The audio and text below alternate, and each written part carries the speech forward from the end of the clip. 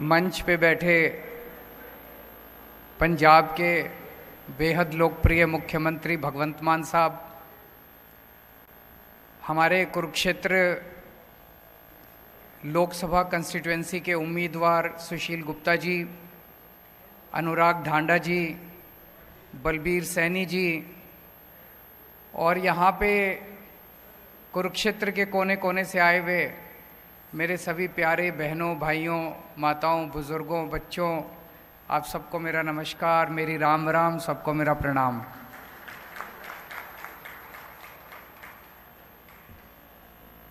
एक महीने बाद लोकसभा का चुनाव है।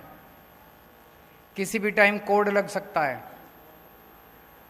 और इस बार लोकसभा के चुनाव में कुरुक्षेत्र लोकसभा कंस्टिट्यूएंसी से इंडिया गठबंधन की तरफ से आम आदमी पार्टी के लोकसभा प्रत्याशी सुशील गुप्ता जी खड़े हो रहे हैं।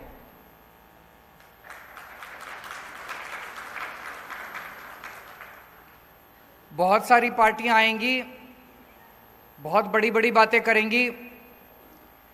मेरे को बड़ी बड़ी लच्छेदार बातें करनी नहीं आती। मैं आपकी बात करूंगा, आपके परिवार की बात करूंगा, आपके बच्चों की बात करूंगा। अपनी सोचो, अपने घर की सोचो, देश की सोचो। बाकी इन पार्टियों के चक्कर में क्या पड़ा है? ये पार्टी और नेताओं ने तो लूट लिया 75 साल में देश को। तो एक महीने बाद चुनाव है। इस चुनाव में आपको अपना सांसद चुनना है। किसे वोट दें? पिछले 10 सालों से हरियाणा में 10 लोकसभा कंस्टिट्यूएंसी हैं। पिछले 10 सालों से आप 10 की 10 सीट बीजेपी के 10 लोकसभा एमपीज को दे रहे हो, 10 बीजेपी को जिता के भेज रहे हो। मैं आपसे पूछना चाहता हूं, इन 10 लोगों ने पिछले 10 साल में आपके लिए क्या करा? कोई एक काम करा हो तो मेरे को बता दो, मैं राजनीति छोड़ दूंगा। कोई एक काम इन 10 लोगों ने करा हो? कोई काम नहीं करा इन लोगों ने, 10 के 10 ने। ये आपके लोकसभा, आपके एमपी नहीं है, ये बीजेपी के एमपी हैं। ये आपके लिए काम नहीं करते, ये बीजेपी के गुलाम हैं। बीजेपी कहती है उठ तो उठते हैं, बीजेपी कहती है बैठ तो बैठते हैं। आपके ऊपर इतनी मुसीबतें आई 10 साल के अंदर, कहां थे ये लोग? हमारी हरियाणा की पहलवान बेटियां, उनके ऊपर अत्याचार किए गए, उनके साथ गलत काम किया गया, उनके साथ छेड़छाड़ की गई। जब वो धरना प्रदर्शन करने के लिए दिल्ली गई तो उनको लाठियों से पीटा गया। मैं गया था उनके पास जंतर मंतर पे उनका साथ देने के लिए। आपके 10 एमपी कहां थे? तालियां बजा रहे थे जब आपकी बेटियों के साथ छेड़छाड़ की जा रही थी। घर में बैठ के पार्टी कर रहे थे, तालियां बजा रहे थे जब आपकी बेटियों को छेड़ा जा रहा था। अभी जब आप किसान, हरियाणा के, पंजाब के किसान दिल्ली जाना चाहते थे, बॉर्डर के ऊपर उनको रोक लिया गया। क्या कसूर था जी किसानों का? यही तो कह रहे थे फसलों के पूरे दाम दे दो। मिलने चाहिए कि नहीं मिलने चाहिए पूरे दाम? फसल के पूरे दाम मिलने चाहिए नहीं मिलने चाहिए किसानों को? किसान कह रहे थे फसलों के पूरे दाम दे दो। क्या मिला बदले में? ऊपर से गोले छोड़ दिए। ऊपर से चाइना के ऊपर गोले छोड़ने की हिम्मत नहीं है इनकी, पाकिस्तान के ऊपर गोले छोड़ने की हिम्मत नहीं है, अपने किसानों के ऊपर गोले छोड़ दिए इन लोगों ने। एक किसान मारा गया, किसान का बेटा शहीद हो गया पंजाब के अंदर। जब किसानों के ऊपर गोले छोड़े जा रहे थे, आंसू गैस के गोले छोड़े जा रहे थे, रबड़ की गोलियां छोड़ रहे थे, मार रहे थे, डंडे मार रहे थे, वाटर कैनन मार रहे थे, तो कहां थे जी आपके ये 10 एमपी? ये तालियां बजा रहे थे। बड़ा मजा आ रहा था इनको, किसानों को पीट रहे हैं, बड़ा मजा आ रहा था इनको, बहुत मजा आ रहा था इनको। पिछले साल किसानों की फसलें बर्बाद हो गई पूरे हरियाणा के अंदर। पूरे हरियाणा के किसानों में तबाही मची हुई थी, फसलें बर्बाद हो गई, बेचारा किसान लुट गया। ब्याज, वो कर्जा लेके तो बेचारा फसल उगाता है, उसका ब्याज ऊपर से देना पड़ता है। चारों तरफ किसान कह रहे थे भाई हमको मुआवजा दे दो, मुआवजा दे दो। किसी को मुआवजा नहीं दिया खट्टर सरकार ने। कहां थे तब ये 10 के 10 MP? किसी ने आवाज नहीं उठाई आप लोगों की।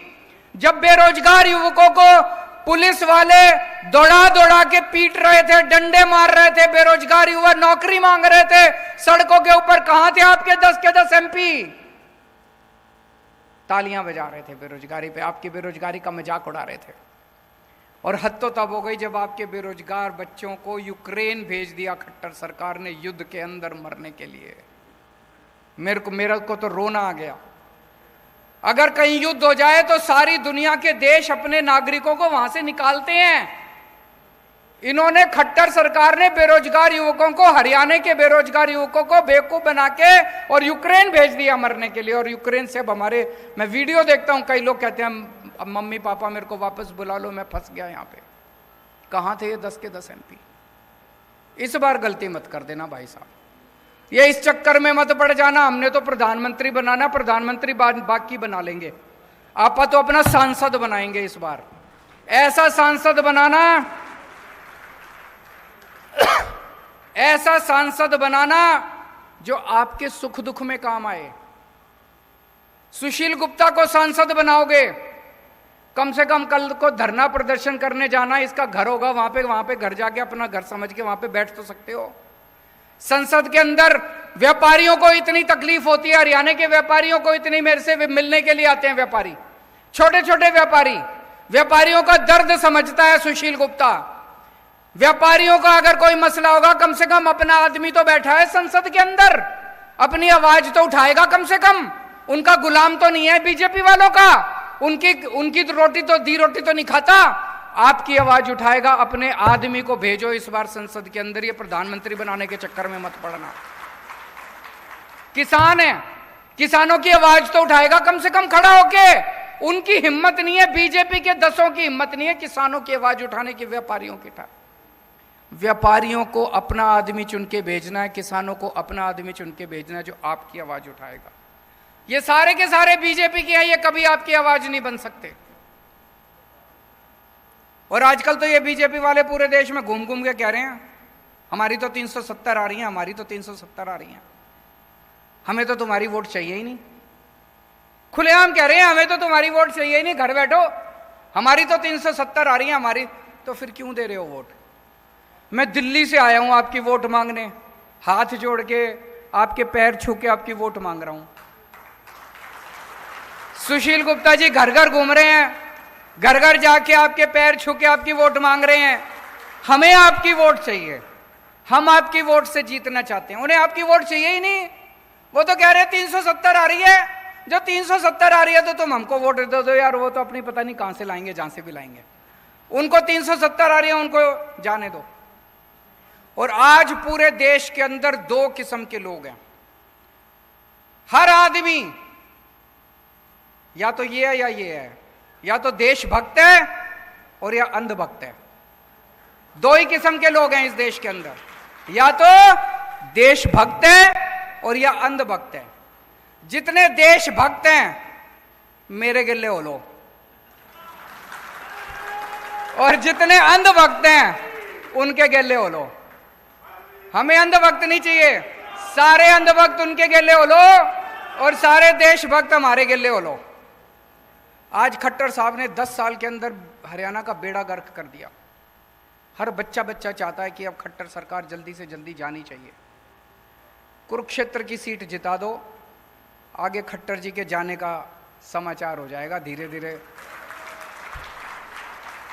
तो आज से कुरुक्षेत्र का आम आदमी पार्टी अपना कुरुक्षेत्र का कैंपेन लॉन्च कर रही है, और कैंपेन का हमारा स्लोगन है बदलांगे कुरुक्षेत्र, बदलांगे हरियाणा, इब के इंडिया ने जिताना। कुरुक्षेत्र बदलेगा तो हरियाणा भी बदलेगा, और हरियाणा बदलेगा तो इंडिया जीतेगा। तो मेरी आप सब लोगों से विनती है, आप लोगों को ये चुनाव लड़ना है। सुशील जी आपके यहाँ पे पड़ोस में ही रहते हैं, ये शामलो कला गांव है ना एक, पता है आपको? शामलो कला गांव है जींद में, आधे घंटे का रास्ता है यहाँ से। तो यहीं का रहने वाला है, आपके बीच का आदमी है। और कुरुक्षेत्र तो सबसे पवित्र धरती है जहाँ पे धर्म युद्ध लड़ा गया था, ऐतिहासिक युद्ध लड़ा गया था। धर्म और धर्म के बीच की लड़ाई है। पांडव जीते थे, कौरवों के पास क्या नहीं था, सब कुछ था उनके पास। सारी इतनी बड़ी फौज थी, सारा धन धान्य था, सब कुछ था। पांडवों के पास क्या था? भगवान श्री कृष्ण थे उनके साथ। आज हमारे साथ क्या है? हम भी बड़े छोटे हैं, 4 आदमी हैं हम भी। हमारे साथ क्या है? भगवान श्री कृष्ण हमारे साथ है। और उनके पास सब कुछ है। आज उनके पास सारी शक्तियां हैं, सारी आईबी, सीबीआई, ईडी, फीडी सब है उनके पास। हमारे पास नहीं, हमारे साथ हमारा धर्म है। और ये धर्म और अधर्म की लड़ाई है। आप लोगों को तय करना है कि आप धर्म के साथ हैं कि अधर्म के साथ हैं। भारत